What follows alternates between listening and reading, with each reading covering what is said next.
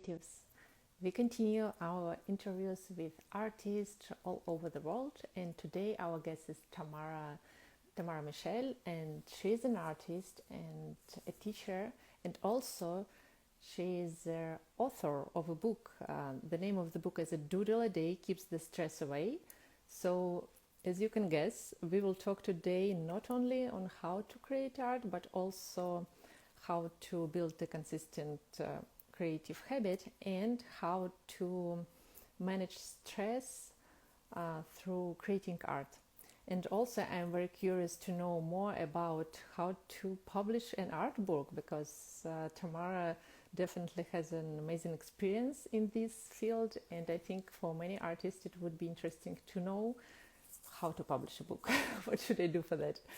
And Tamara is from Australia, and so I think it's a late night there or evening. So we'll, yeah, I see there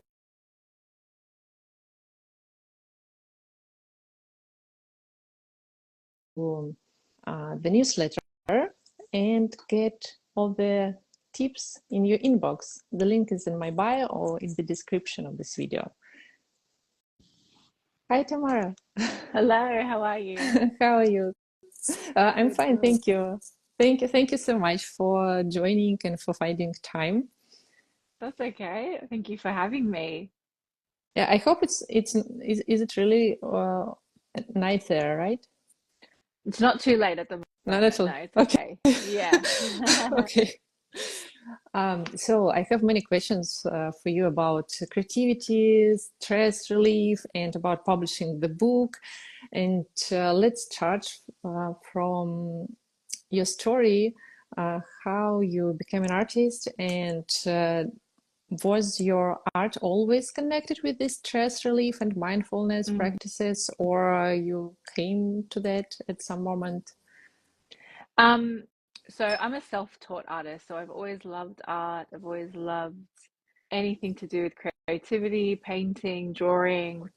Since I was old enough to hold a pencil, I think I was drawing or doodling or doing something like that. So it's always been part of my life. It's always been something that um I've just loved doing. And as I grew up, I guess it just carried on into adulthood. So I'm a trained primary school teacher, and I used art in my classroom a lot to help students relax, to help students unwind. I definitely saw how much they loved the art lessons. So it was always something that I'd include in my lessons as much as I could. And it sort of just naturally gravitated towards this mindfulness approach as I saw the benefits in my own life and in the life of my students. Oh, that's so you get this experience from the work with students. Yeah, That's really yeah. cool. And what helped you personally? What practices did you use maybe many years ago? How they transformed? So, Tamara, if somebody is don't know about what you create, you, as I see, you create these intricate patterns with liners mostly, right? Hmm. Hmm. And this is what are you sharing with others, how to manage the stress relief Hmm. through this drawing the repetitive lines that can really relax your mind. Can you maybe help us to understand better how it works or share a little bit Yeah, about that? yeah, yeah. Well, so I'm not a neuroscientist or anything like that, but the research that I've read suggests that drawing and any sort of creative practice boosts the dopamine in our brain. So that's the happy hormone, and it helps uh, lower the stress hormone that's in our brain. So when we engage in creative arts, it tends to boost those chemicals in our mind. It helps us calm our breathing. It calms your heart rate down. So the lines that I try and teach my audience to draw, it's all about repetition, slowing down your breathing, focusing your mind on one thing. All those things help calm your mind, help you focus, help you stay present in the moment. So there's a lot of research now, a lot of science behind how creativity in general is affecting our mental health and helping our mental health. And so that's really what I'm trying to do with my tutorials and the art that I put online. Mhm. When I was 18 years old, I started to draw something like this with liner. I didn't saw such things on internet at the time, but I actually didn't know that there's nothing about Zentangle art, which is really Mm. popular now. Mm-hmm. Yeah.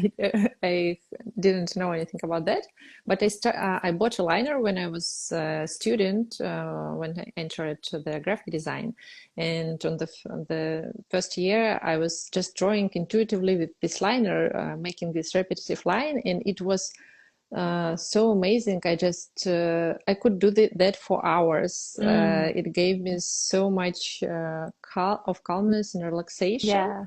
Yeah. And I remember that I started from the very small pieces, and then I even did a couple of really big kind of canvases Mm. on the Mm-hmm. cardboard with liners.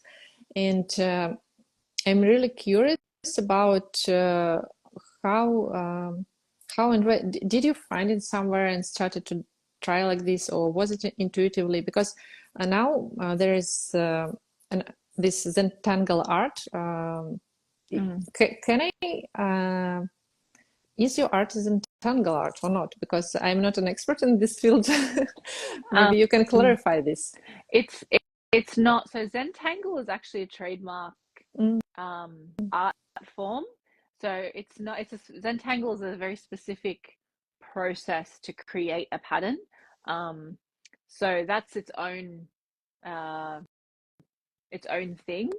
But I mhm. think when people see patterns, they think of Zentangles because Zentangles involves a lot of pattern making. But I guess it's along the same lines, but it's not exactly a Zentangle. But I love the story you shared because a lot of the comments I get from my followers are very similar. That people say, I used to draw and I didn't realize how much it influences my brain. I used to always do these little doodles at work or at school, and it always calmed me down, but I didn't know why. And understanding the science behind it has really helped them. For me, this all began during COVID. So like as I said, I always loved drawing. I always loved art, and I'd always create for myself as a way to relax or unwind, or if I was stressed. But during COVID, I think we were all very anxious. We were all stuck inside. There was just a lot of stress everywhere, and so I just did what I always did, and I started drawing. And I had just recently downloaded TikTok, and I thought, oh, I'll just post a video online. What could happen? It doesn't really matter. And it was really popular. It kind of blew up. I think a lot of people were feeling the same and were looking for a way to distract themselves or relax during such a stressful time. And so the video was quite popular, and so I just kept making more tutorials to help people during this time. And that's really how the process began during COVID.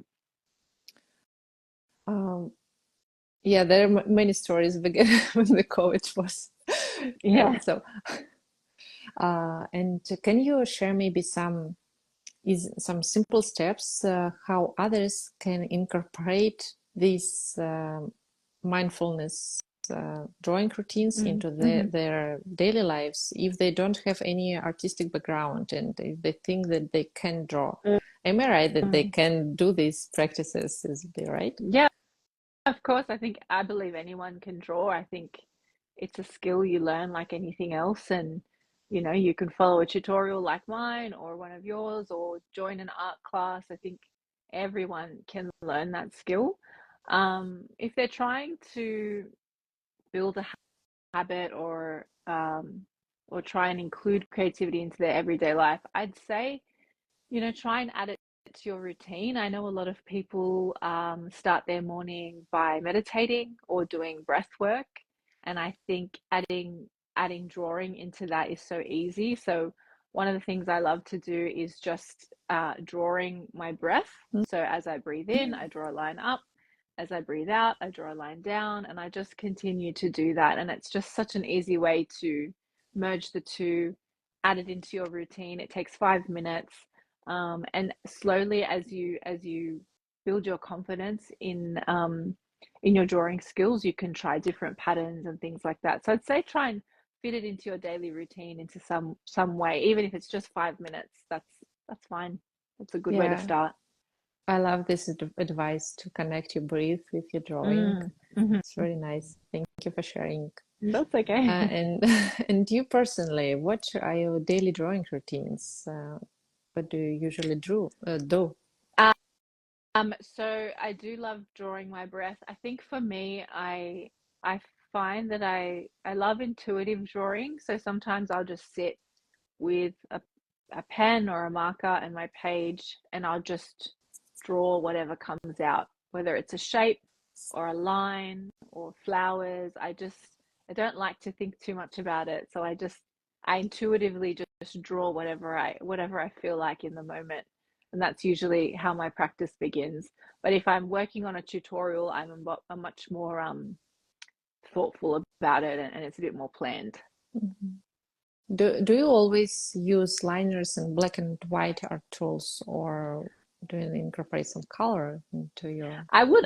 would love to incorporate more color, but I have always enjoyed liners because, or just black and white in general, because I think it's something that everyone has. Everyone has a black pen. Everyone has, a marker, and they don't need to think too hard about, do I have these tools? Continue our interview with Tamara because it just stopped and randomly. Uh, Tamara, if you can hear me, please send the request. Hi everyone, one more time. I hope we can continue our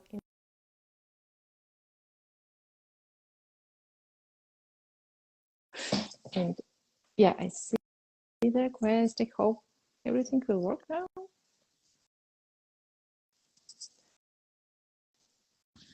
Hello. I don't know what happened. Hello. I don't know. Me too. It just It's weird, stopped. yeah. Yes. I can't Sorry remember for what I was that. saying. That's okay.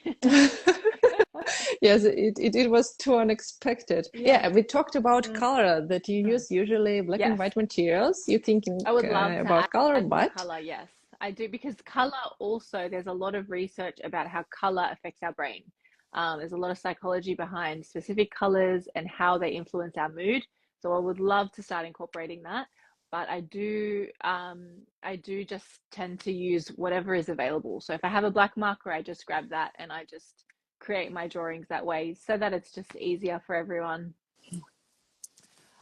and we can start with any pen. Hmm. I totally agree with that. But if you go to the next level, maybe you can share and just recommend how to choose the right liner. Mm. What are the best choice for drawing this liner? I think you actually would be better off choosing the paper first, because if you're choosing a Mm. thin paper and you're working with a liner, it's going to bleed through. So I always tell people to choose thick paper. So I use 110 GSM. That's usually the minimum.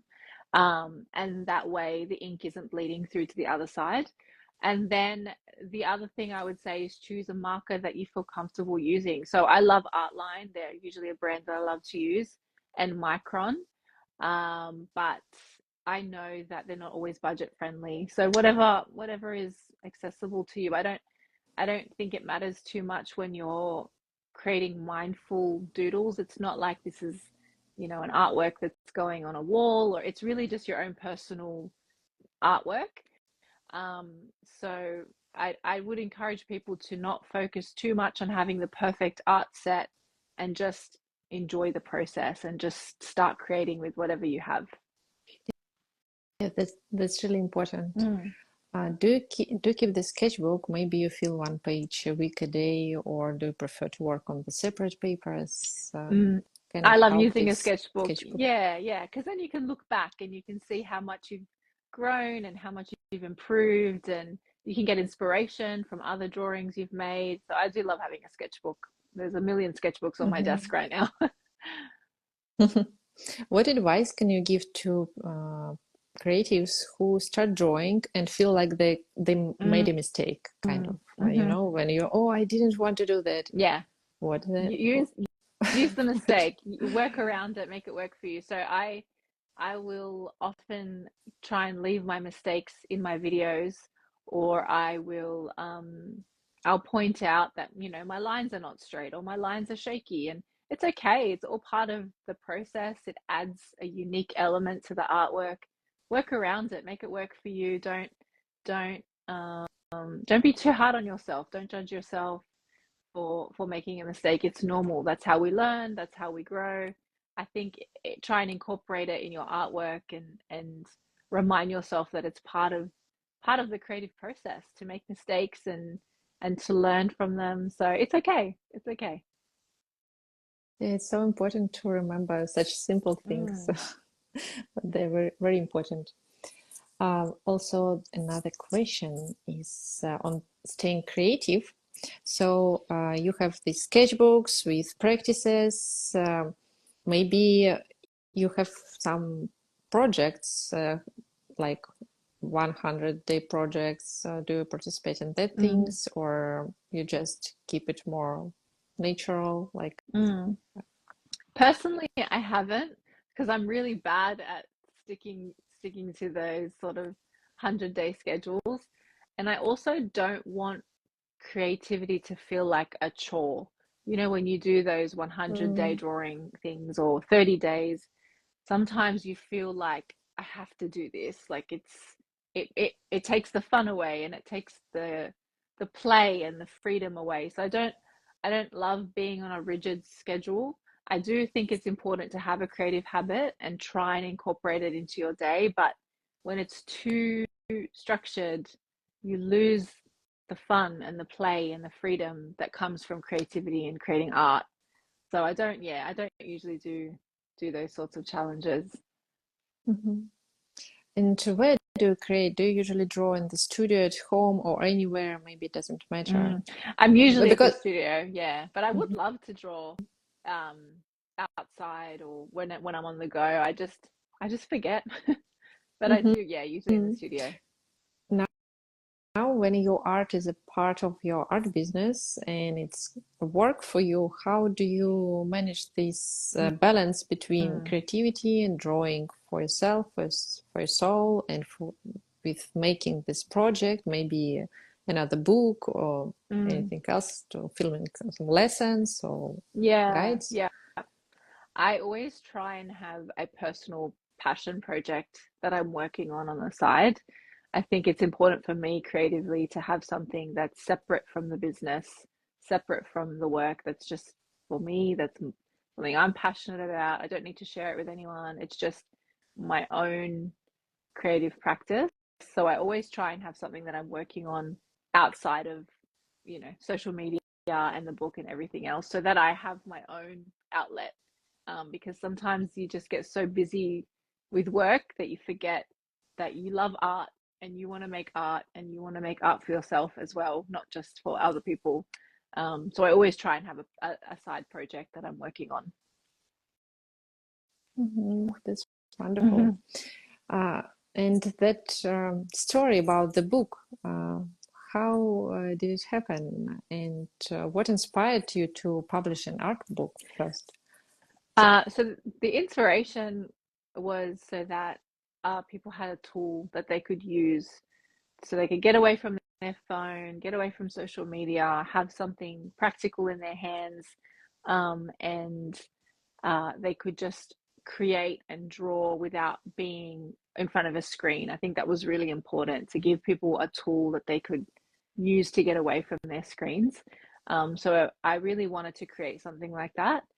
And I was approached to create the book after a publishing company saw my tutorials online and saw the other resources I had made, and so they reached out to ask me if I'd like to make a book with them, and so that's how that process began, which was really amazing. So does it mean that first you started to draw for yourself to maintain the stress, and you find these practices with drawing line patterns very relaxing? Hmm. Next, you created some educational materials to share with Yep. others, how it helps you and what to do, what you Hmm. can do, what others can do Yeah. to get the same the same Benefits. Yeah. mindfulness Mm, benefit. And next, you receive an offer from the correct. publishing That's house yeah. to. Yeah, that's Uh, exactly how it happened. uh, were you ready for that? Were you surprised Mm. I to was, make a book? It's a big thing, I think. yeah, I was very surprised. Very, very surprised. Very excited, very scared, all the things. But I, I was um I was ready to take on the challenge and excited for a new opportunity. So I don't know if I was ready, but I did it. Um, but yeah, I was very surprised, very excited to have that opportunity. What were the biggest Mm. challenges when you were preparing this book for publishing? Um, I'd say probably the deadlines because a book has a very specific structure for release. So you've got the manuscript and then formatting and then cover design and then marketing. So everything has to happen in order. So sticking to deadlines while I was also creating online tutorials and doing all the other things that I was doing and working with other brands was probably the biggest challenge. So just making sure that I was on top of time management and making sure I was making time for everything was probably the biggest challenge. Mhm. And you did it together with the team of the Mhm. publishing Yes. house, right? So they helped you to manage the process somehow. So the obviously everything in the book was on me, the manuscript and the illustrations. But the team did the formatting, they worked on the cover design, all the marketing. So it was a balance. There was a lot on their end that they did marketing wise, and obviously the production and everything else was through them. Mhm. And what advice would you give to other artists who would love to publish their Mm. book? I think there are so many avenues to publish books now. You can self-publish, so I've done that before as well. So you can create your own book online through companies like Amazon or other print-on-demand companies. If you're really passionate about creating a resource, there's so many tools now online where you can publish yourself, and you can create a book yourself. You can also reach out to publishing companies. You can send them your manuscript. There's so many different ways. Putting your material online is such a great way for um, publishers to see what you have to offer, to build an audience. So I think putting yourself out there as much as you can on social media is a great way to start, and seeing whether your audience wants this. Is this something that people are engaging with? And that will help shape the book content and what you decide to create. That's so interesting. So you have a book on Amazon that Hmm. published, prepared by yourself. Yes. I was thinking about that Yeah. actually. Yeah. Uh, can you please tell some behind the scenes maybe, Mm. or does it worth it? Is the quality of the book is good, Mm. or I don't know. Um, yeah, so that was also a really fun experience. It's it's very different in the sense that everything is on you. Marketing is on you, creating the cover design is on you, all the formatting of the book is all on you. So it's very different that you have to do everything yourself. It was a great experience. I do love the quality of the book because it's a drawing book. It depends what style of book you want to create through Amazon, but they have a lot of options for the paper and the cover, and so there's different things you can choose through their website.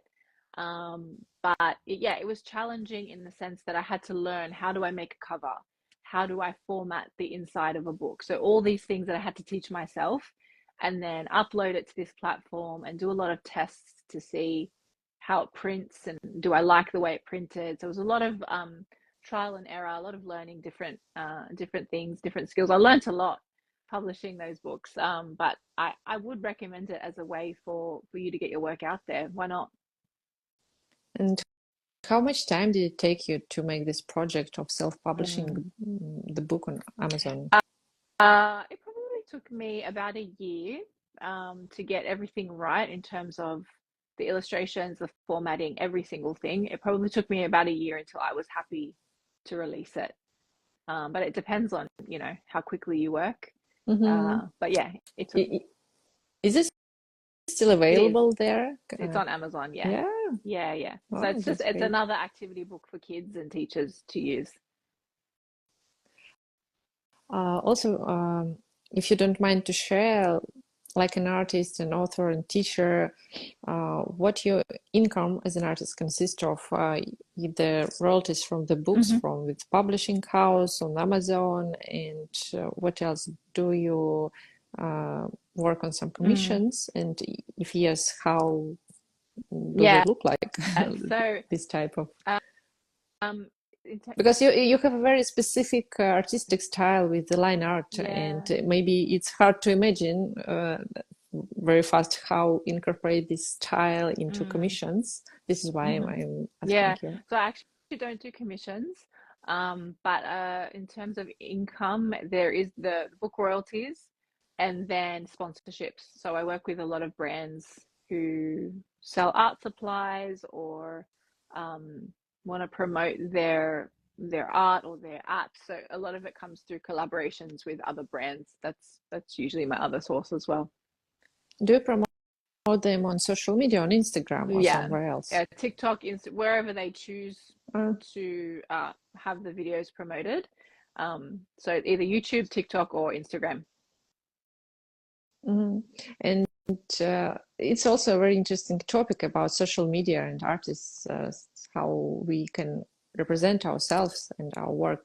How did your story begin when you first started to share? Was it the process video, or how much time do you invest now into social Mm, media? Can you share with yeah. that this part of your artistic work? So as I said, I began during COVID, and it was mainly TikTok. And because we had so much more free time during COVID, because we were all locked in our houses, I was posting a lot. I mean, I probably posted 3 times a day at some points. And they were all tutorials, so very education based. That's how I began, and that helped really build an audience, build a brand identity. People could quickly understand what my content was about. Now it's slowed down much more. I don't post as often as I used to or as often as I'd like, but it's so hard to find the time, and creating videos takes quite a long time.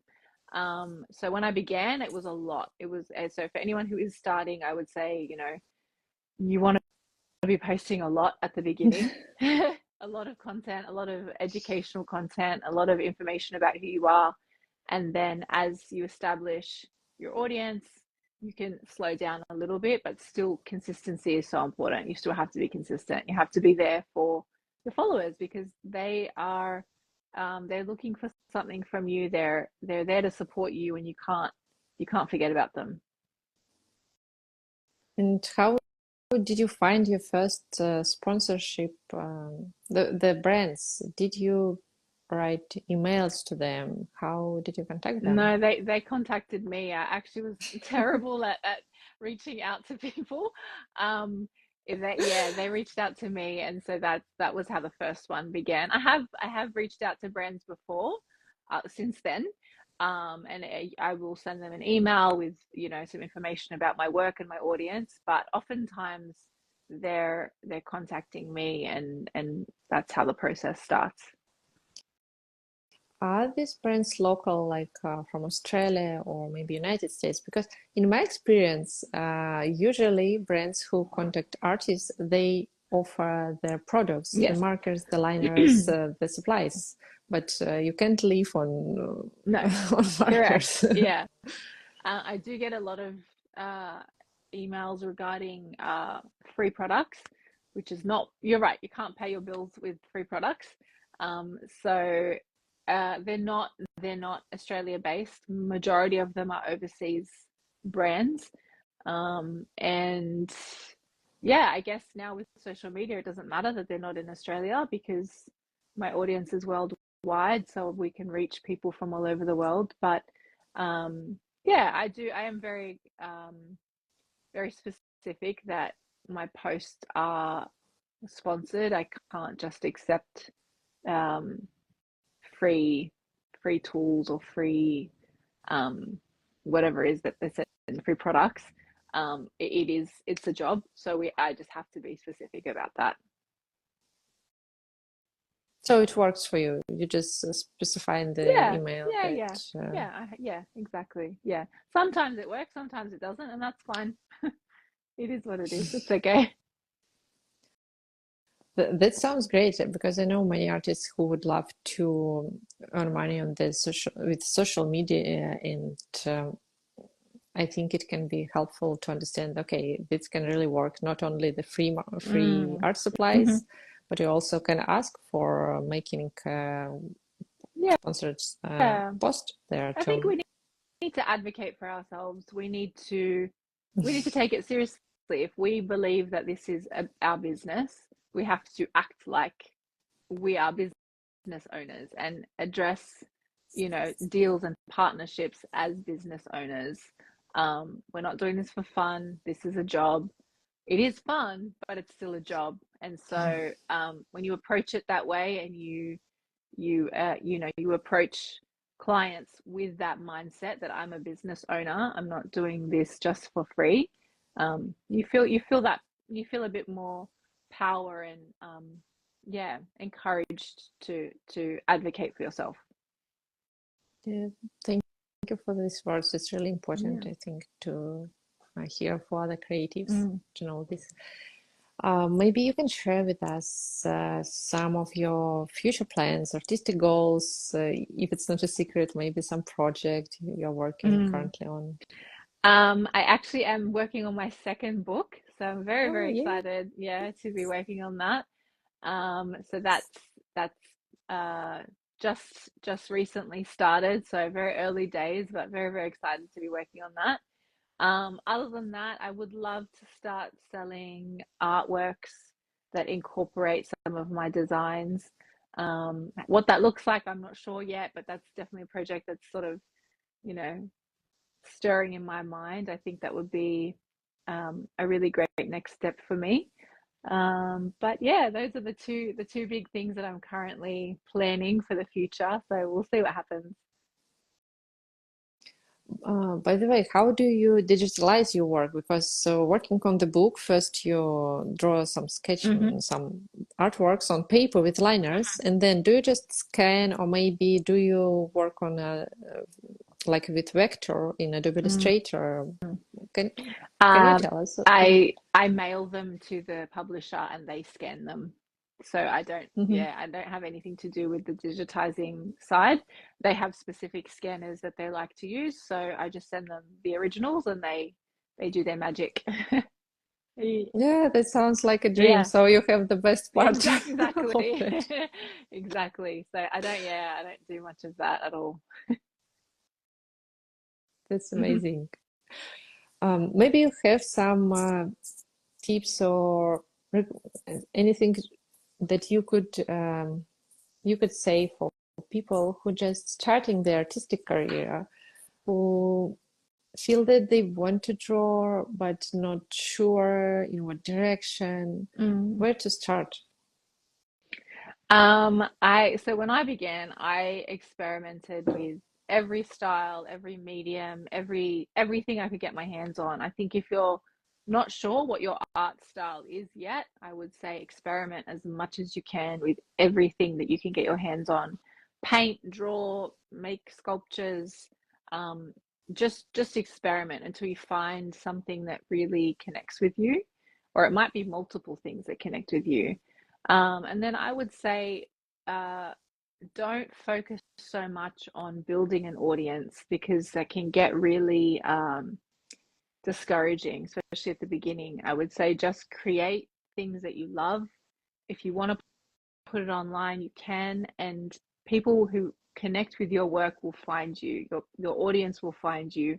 It's more important to be doing things that you love and resonate with you, and then worry about everything else later. Everything else will come on its own. I think if we focus too much about building an audience, we lose we lose that side of us that just wants to create and make things because we love it.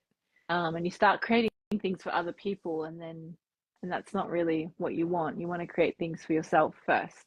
So I'd say don't worry about the audience. Just create things you love, find an art style that you love, and everything else will sort of flow on from that.